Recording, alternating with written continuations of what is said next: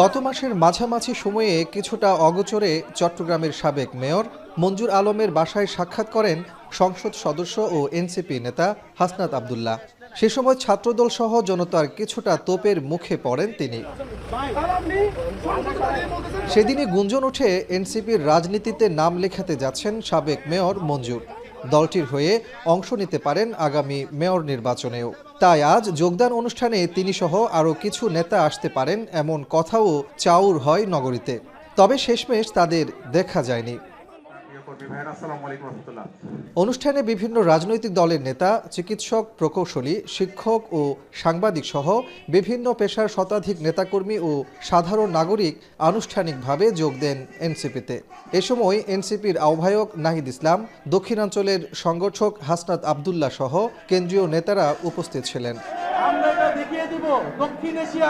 অনুষ্ঠানে নতুন রাজনৈতিক লড়াইয়ের ডাক দিয়ে নাহিদ ইসলাম বলেন, সংস্কার ও রাষ্ট্র পুনর্গঠনের চাবিকাঠি এখন তরুণদের হাতে। এনসিপি ছাড়া অন্য কোনো দল সংস্কার করবে না। পশ্চিমবঙ্গে মুসলমানদের উপর নির্যাতন চালানোর অভিযোগ তুলে তিনি বলেন, এর প্রভাব বাংলাদেশেও পড়বে। সংস্কারের পক্ষে, বিচারের পক্ষে আপনাদের আমাদেরকে আন্দোলন গড়ে তুলতে হবে সংসদ এবং সংসদের বাহিরে।